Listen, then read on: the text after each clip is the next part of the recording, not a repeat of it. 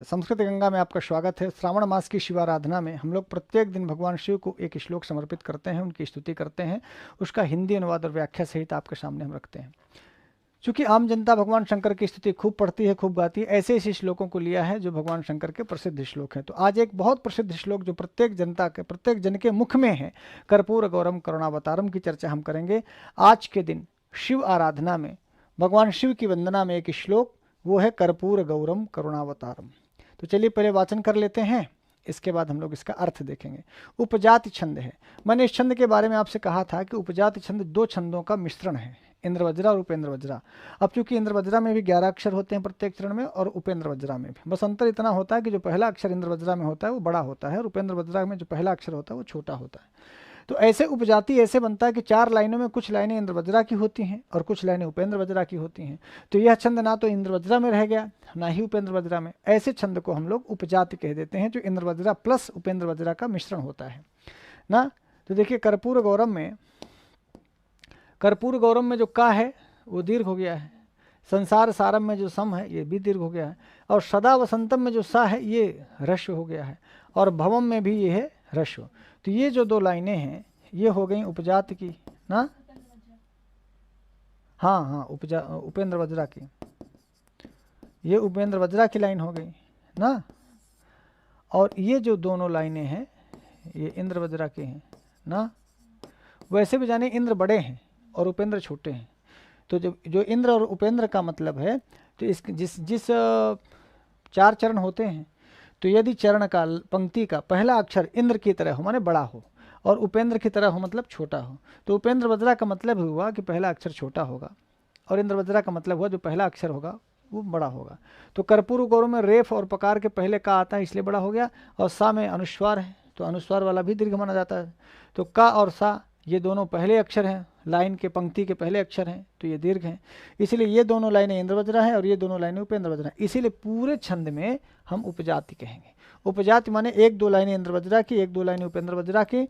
यदि ऐसा मिश्रण है तो हम उसे उपजाति कहते हैं। अब मेरे ख्याल से आप हमेशा उपजाति छंद का लक्षण समझ गए होंगे, इंद्र वज्रा और उपेंद्र वज्रा का मिश्रण। 11-11 अक्षर होते हैं। तो एक बार अक्षर भी गिन लीजिए। पादांत में यति होगी, माने यहाँ से चलेंगे तो हम लोग यहाँ ही रुकेंगे, एक लाइन के पूरा करने के बाद ही रुकेंगे। तो 1 2 3 4 5 6 7 8 9 10 11, देखिए 11 अक्षर हो गए ना। प्रत्येक पंक्ति में 11-11 अक्षर होते हैं। क्योंकि इंद्र वज्रा में भी 11 अक्षर होते हैं, उपेंद्र वज्रा में भी 11 अक्षर होते हैं, और इंद्र वज्रा और उपेंद्र वज्रा का ही मिला जुला उपजाति है, तो उपजाति में के भी प्रत्येक चरण में 11 अक्षर होंगे। और पादांत यति का मतलब ये पाद हैं, प्रथम पाद, द्वितीय पाद, तृतीय पाद, चतुर्थ पाद। 4 पाद या 4 चरण या 4 पंक्ति, 4 लाइन आप कह लीजिए। किसी भी श्लोक में 4 लाइनें, 4 पंक्तियां या 4 चरण या 4 पाद होते हैं, आप ऐसा कह सकते हैं। सम में 11-11 अक्षर होते हैं, और सम में यहीं पर हम यति लेंगे। ठीक, अब इसे पढ़िए। बहुधा हम लोग पढ़ते हैं, तो एक बार फिर से पढ़ लीजिए। कर्पूर गौरम करुणावतारम संसार सारम भुजगेन्द्रहारम सदा वसंतम हृदयारविंदे भवम भवानी सहितम नमामि। कर्पूर गौरम करुणावतारम संसार सारम भुजगेन्द्रहारम सदा वसंतम हृदयारविंदे भवम भवानी सहितम नमामि। लेखक कहता है कि नमामि माने मैं नमस्कार करता हूँ, भवानी सहितम भवम को, भवम माने शंकरम, भवम मतलब शंकरम, भगवान शंकर को या भगवान शिव को।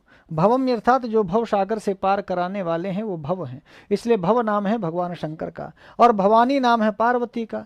तो भवानी सहितम माने पार्वती के सहित हम भवम को नमामि। चौथी लाइन समझ में आ गई। भवम माने शंकरम, भवम माने शंकरम, और भवानी सहितम भवम। कैसे शंकर को, अकेले शंकर जी को नहीं, क्योंकि शंकर जी तो अर्धनारीश्वर हैं, आधा हिस्सा ही आधा अंग ही उनका पार्वती जी का है। ऐसे में भवानी सहितम भवम नमामि, भवानी सहितम भवम नमामि, भवम भवानी सहितम नमामि, भवम भवानी सहितम नमामि। नमामि ये उत्तम पुरुष एक वचन की क्रिया है, इसका कर्ता हो जाएगा अहम। जो लिखता है या जो बोलता है, जो पढ़ता है, जैसे हम लोग कहेंगे तो हमारे से अहम मतलब मैं नमामि माने मैं नमस्कार करता हूँ। अहम लिखा नहीं है, नमामि से ही आप कर्ता का अध्याहार कर लेंगे। अहम नमामि मैं नमस्कार करता हूँ। किसको नमस्कार करता हूँ? भवम माने शंकर को नमस्कार करता हूँ। किसके सहित? बोले भवानी सहित, यानी पार्वती के सहित हम भगवान शंकर को नमन करते हैं, प्रणाम करते हैं। ऐसा लेखक शिव जी की वंदना में कहता है कि भवम भवानी सहितम नमामि। और भगवान शंकर की वंदना बिना पार्वती के पूरी नहीं होती, क्योंकि भगवान शंकर ही बिना पार्वती के पूरे नहीं होते। बिना पार्वती के तो भगवान शंकर ही आधे हैं। अर्धनारीश्वर भगवान शंकर की वंदना बिना भवानी सहित कैसे हो सकती है? इसीलिए शायद लेखक ने लिखा कि भवानी सहितम भवम अहम नमामि ना। अच्छा, ये भवम कैसे हैं? अब इस भवम का विशेषण दिया, कैसे हैं भवम? तो एक विशेषण तो यही हो गया, भवानी सहितम भवम ना। और वो भवानी सहित जो हैं वो कहाँ रहते हैं? बोले सदा हमेशा वसंतम निवास करते हैं हृदय अरविंद में। अरविंद माने होता है कमल, हृदय। आपका जो हृदय रूपी कमल है, आपका हमारा आम जनता का जो जो भगवान शंकर की स्तुति कर रहे हैं या जो लेखक लिख रहा है, वो कहता है कि सदा माने ऑलवेज, हमेशा वसंतम निवास करते हुए कहाँ? हृदयारविंदे में। जो हृदय रूपी अरविंद में, जो हृदय रूपी कमल में हमेशा विराजमान रहते हैं, हमेशा हृदय रूपी कमल पर विराजते हैं। वसंतम माने निवास करते हैं। तो ये वसंतम में द्वितीया का एक वचन है, भवम में भी द्वितीया का एक वचन है, भवानी सहितम में भी द्वितीया का एक वचन है। जिसमें जिसमें द्वितीया का एक वचन है वो सब भवम के विशेषण हो जाएंगे ना। तो वसंतम भवम, निवास करते हुए शंकर को। कहाँ निवास कर रहे हैं? बोले हृदयारविंदे। कब निवास करते हैं? बोले ऑलवेज, सदा। समझ गए? तो सदा हृदयारविंदे वसंतम भवम ना। सदा माने हमेशा, हृदय रूपी कमल पर, वसंतम माने निवास करते हुए, और भवानी सहितम पार्वती के सहित, भवम माने शंकरम को, नमामि माने नमस्कार करता हूँ। दो लाइनें समझ में आ गई कि सदा वसंतम हृदयारविंदे भवम भवानी सहितम नमामि। और कैसे भवम है शंकर जी? और कैसे हैं? तो कहा कर्पूर गौरम करुणावतारम। ये भगवान शंकर का विशेषण दिया भवम, अर्थात कैसे शंकर? बोले जो कर्पूर के समान गोरे। कपूर आपने कभी देखा? दिया बत्ती जलाई होगी, कपूर से आरती की होगी, तो कपूर का रंग आप जानते होंगे। तो कर्पूर के समान जो गोरे हैं। देखिए, जहाँ रहते हैं भगवान शंकर वो कैलाश पर्वत है। कैलाश पर्वत पूरा हिम से, बर्फ से आच्छादित होता है, तो पूरा कैलाश गोरा है। पार्वती जी हिमालय की पुत्री हैं, तो उनका नाम एक नाम गौरीन है। इतनी गोरी है, इतनी गोरी है कि पार्वती का नाम ही गौरी पड़ गया। तो आप सोचिए, उनकी पत्नी गोरी, वो स्वयं गोरे, जहाँ निवास करते हैं वो गोरे, उनके ससुर जी गोरे, माने हिमालय पर्वत गोरे, जहाँ रह रहे हैं कैलाश पर्वत गोरा। तो इसीलिए वो गोरे ही होंगे। किसकी तरह? बोले देखिए, कर्पूर का जो कलर होता है ना, वो मिक्सचर कलर नहीं होता, वो मिलावटी कलर नहीं होता, वो ओरिजिनल सफ़ेद होता है। जो रियल सफ़ेद है। एक होता है ना कि सफ़ेद में थोड़ा पीलापन मिला है, जिसको आप कौन सा कलर कहते हैं? क्रीम कलर कहते हैं। कर्पूर क्रीम कलर नहीं है। कोई सफ़ेद में तो सब रंग मिल जाता है ना। सफ़ेद एक ऐसा रंग है जिसमें सब रंग मिल जाते हैं।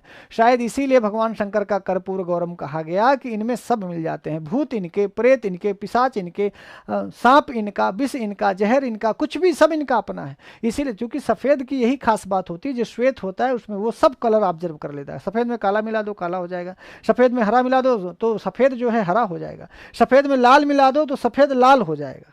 तो भगवान शंकर मानो कर्पूर गौरम से बताना चाहते हैं कि शंकर भगवान जैसे आप वैसे शंकर हो जाते हैं।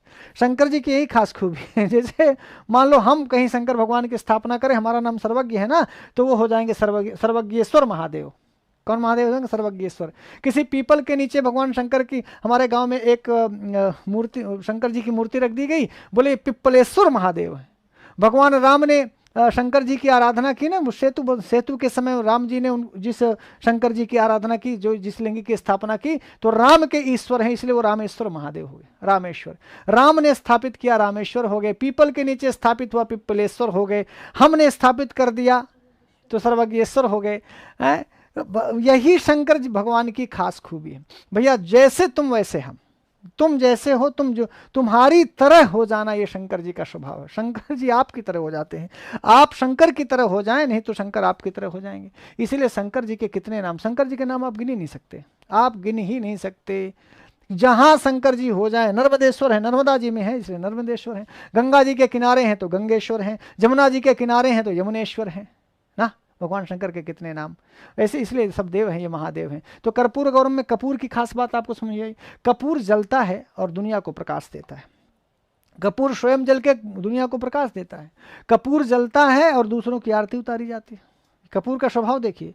तो ऐसे ही भगवान शंकर का स्वभाव है, स्वयं को कुछ नहीं चाहिए भाई। दुनिया जल रही थी हलाहल विष से, तो सारे लोग अमृत की लाइन में बैठे थे कि हमें अमृत पीना है, अमृत पीना है। आप उस अमृत की लाइन में देखिए, कहीं शंकर भगवान नहीं दिखेंगे, अमृत की लाइन में कहीं नहीं दिखेंगे, और जहर की लाइन में सबसे आगे खड़े हैं। जब हलाहल पीना हुआ तो शंकर भगवान आगे आगे आए, और जब विष पान में आगे आगे रहे, अमृत पान में शंकर भगवान है ही नहीं कहीं। तो भैया अमृत है तो तुम पी लो, अमृत है तो देवता पी लें, अमृत है तो दैत्य पी लें, अमृत है तो राक्षस पी लें, और जहर है तो हम पी ले। तो जो दुनिया का जहर पीता है ना, जो समाज का जहर पीता है ना, जो अपने परिवार का जहर पीता है ना, जो दुनिया को खुश करने के लिए स्वयं जहर पान कर ले, वो शंकर है। इसीलिए कर्पूर गौरम से भी कितनी अच्छी बात बता रहे, कपूर की तरह स्वयं जल करके अंधकार को भगाते हैं, स्वयं जलेंगे। और कपूर महकता भी है, जहां रख दो वहीं कपूर महकेगा, जहीं रख दो, इस कमरे में आप कपूर रख दो महकेगा। तो भगवान शंकर की महक पूरी दुनिया में है, इसीलिए कपूर के समान गोरा बताया गया। भगवान शंकर, हम कर्पूर गौरम पर कह रहे थे आपसे कि कर्पूर की तरह गोरे क्यों हैं, क्योंकि जो कपूर की खास विशेषताएं हैं वही भगवान शंकर की। और केवल गोराई तो भाई, गोराई तो बर्फ की तरह कह सकते हैं ना कि बर्फ की तरह गोरे हैं नहीं, बर्फ ठंडा होता है, बर्फ ठंडा होता है, बर्फ में शीतलता तो होती है लेकिन बर्फ में सुगंधी नहीं होती है। बर्फ में श्वेतता तो होती है, वो श्वेतता समाप्त हो सकती है क्योंकि बर्फ कभी पानी भी हो सकता है, और कपूर हमेशा कपूर ही रहेगा। कपूर महक फैलाएगा, सुगंधी फैलाएगा। कपूर की जो श्वेतता है वो रियल श्वेतता है ना। तो बोले कर्पूर गौरम, कैसे गोरे हैं, बोले कपूर की तरह, कर्पूर की तरह जो गोरे हैं, ऐसे भवम को मैं नमामि माने नमस्कार करता हूं। तो कर्पूर गौरम करुणावतारम, करुणावतारम, करुणा के अवतार है, करुणा के अवतार। भगवान शंकर करुणा के ही अवतार हैं। करुणा के अवतार नहीं होते तो हलाहल पीने के लिए कोई आगे आया क्या? ब्रह्मा जी आए क्या? विष्णु जी आए? कोई और देवता आया? इंद्र बोले कि हम लोग हलाहल हम पी लेते हैं? नहीं, करुणा के अवतार इसलिए कि जब दुनिया दुखी होती है ना, तो हम किसकी शरण में जाते हैं? शंकर भगवान की शरण में जाते हैं। आप देखिए पूरे सावन महीना हम किसकी आराधना करते हैं? भगवान शंकर की आराधना करते हैं। करुणा के अवतार जल्दी प्रसन्न हो जाते हैं, इतने जल्दी प्रसन्न हो जाते हैं, इतने जल्दी प्रसन्न हो जाते हैं कि भस्मासुर को यही आशीर्वाद दे दिया कि तुम जिसके ऊपर हाथ रख दोगे वही भस्म हो जाएगा।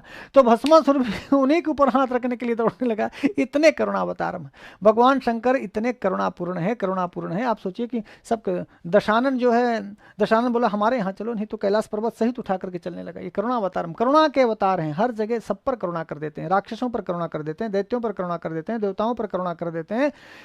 जिस किसी ये करुणा के, इसलिए इनको कहा गया करुणा के अवतार है, करुणा के अवतार है। तो करुणावतारम भवम, करुणावतारम भवम नमामि, भवानी सहितम करुणावतारम कर्पूर गौरम, करुणावतारम भवानी सहितम भवम नमामि ना। और क्या है, बोले पूरा संसार असार है, पूरा संसार असार है। संसार में सार कुछ नहीं है, यदि संसार में सार है तो केवल शंकर है। इसलिए शंकर भगवान के लिए लिखा है संसार सारम, संसार में केवल शिव ही सार हैं, बाकी सब असार है।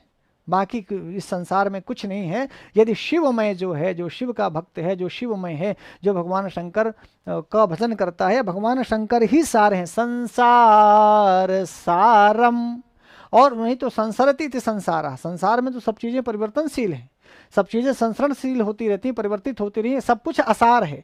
ये आज घर है कल नहीं रहेगा, नहीं, ये आज जो नदियां भरी क्या पता कल नदी सूख जाए, ये जो झरने भर रहे हैं क्या पता कल झरने ना रहे, ये जो जंगल है क्या पता कल यहाँ महल बन जाए, यहाँ महल है तो क्या पता कल खंडहर बन जाए। तो संसार में सब चीज़ें असार होती हैं। आप देखिए बड़े बड़े राजाओं के महल आजकल खंडहर बने हुए हैं, नहीं, और बहुत भीषण जंगल जहाँ था आज वहाँ बस्ती बस गई है। तो संसार में सब कुछ असार है, कुछ भी सार नहीं है।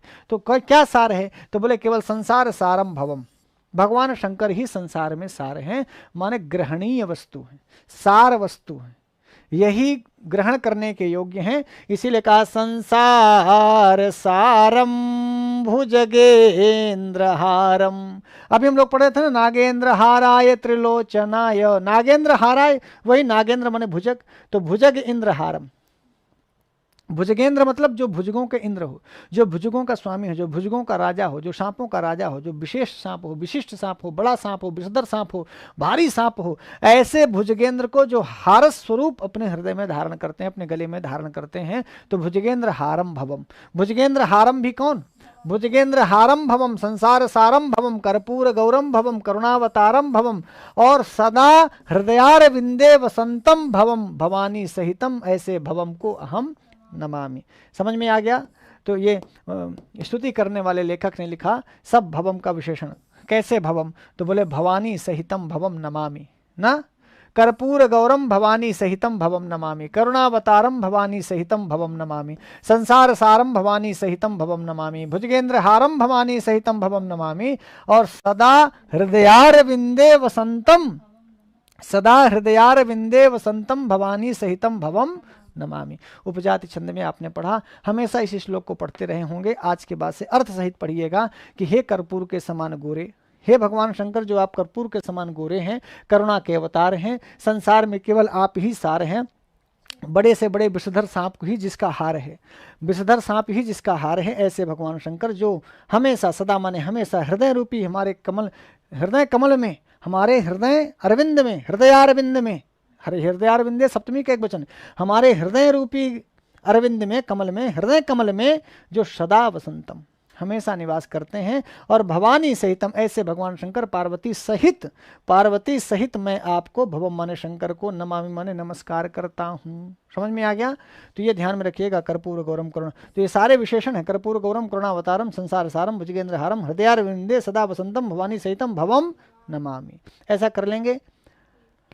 देखिए लिखा कपूर के समान गोरे, कर्पूर गौरम, कपूर के समान गोरे, करुणा के अवतार, करुणावतारम, संसार के सार, संसार सारम, सांपों का हार धारण करने वाले, भुजगेंद्र हारम, विषधर विषैले बड़े बड़े सांपों को, सांपों का हार धारण करने वाले, सदैव हृदय कमल में निवास करने वाले, सदा वसंतम हृदयारविंदे, सदैव हृदय कमल में निवास करने वाले, पार्वती सहित भवानी सहितम, शंकर को यानी भवम को अहम नमामि, हम प्रणाम करते हैं। अहम शब्द यहाँ श्लोक में नहीं है, नमामि है ना, तो उत्तम पुरुष एक वचन की क्रिया है, इसलिए हम लोग अहम का अध्याहार कर लेते हैं। तो कपूर के समान गोरे, करुणा के अवतार, संसार के सार, सांपों का हार धारण करने वाले, तो कपूर के समान गोरे, करुणा के अवतार, संसार के सार, सांपों का हार, सदैव हृदय कमल में निवास करने वाले पार्वती सहित शंकर को हम प्रणाम करते हैं। ऐसा लिखा ना। तो आज यही श्लोक बस लिए रहिए, एक बार फिर से इसी श्लोक का वाचन कर लीजिए और अर्थ सहित, अब जब भी आपको अर्थ समझ में आ गया, इस बार जब आप पढ़िएगा तो अर्थ के साथ भगवान शंकर को यह स्तुति निवेदन करिएगा श्रावण मास में कि जब भी आप इस श्लोक को पढ़ें तो अर्थ आपके दिमाग में नाचना चाहिए। क्या कहने जा रहे हैं? जब आप कर्पूर गौरम कहें तो भगवान शंकर गोरे गोरे हैं कपूर की तरह, ऐसा ध्यान करें। जब आप करुणावतारम कहते हैं तो आप ये सोचें कि भगवान करुणा के अवतार हैं।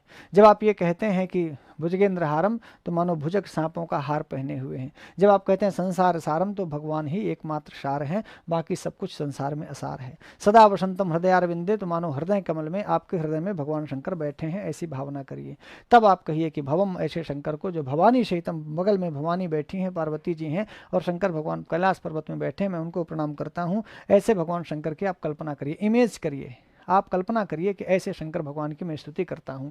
तो इसीलिए अर्थ पढ़ाया इसीलिए जा रहा है कि आप अर्थ के साथ भगवान शंकर को इमेजिनेशन के साथ, कि जो श्लोक में लिखा है वही इमेज आपके मस्तिष्क में बननी चाहिए, तो भगवान शंकर आपको उसी प्रकार से दर्शन देंगे। तो एक बार इस श्लोक का वाचन करिएगा, जिस प्रकार से श्लोक का जो अर्थ है उसी अर्थ के साथ। देखिए श्लोक तो हम पढ़ते हैं, भगवान की वंदना तो करते हैं। अब इसका मतलब ये नहीं कि आप अर्थ नहीं जानेंगे तो इस वंदना का कोई मतलब नहीं होगा, बिल्कुल मतलब होगा, बिना अर्थ जाने भी मतलब होगा। पर यदि आप शुद्धता के साथ पढ़ते हैं और अर्थ के साथ पढ़ते हैं तो वो मज़ा, आनंद आपका दुगना हो जाएगा है। अब वो बात जल्दी भगवान शंकर तक पहुँचेगी, भगवान शंकर जल्दी प्रसन्न हो गए, आपको आनंद भीतर से अच्छा आएगा कि जब अर्थ समझ में आता है किसी चीज़ का तो और आनंद 2 गुना 4 गुना 10 गुना बढ़ जाता है। तो एक बार आनंद के साथ पढ़िए। कर्पूर गौरम करुणावतारम, कर्पूर गौरम करुणावतारम, संसारसारं भुजगेन्द्रहारं सदा वसन्तं हृदयारविन्दे भवं भवानी सहितं नमामि। कर्पूरगौरं करुणावतारं संसारसारं भुजगेन्द्रहारं सदा वसन्तं हृदयारविन्दे भवं भवानी सहितं नमामि। नमः संस्कृताय।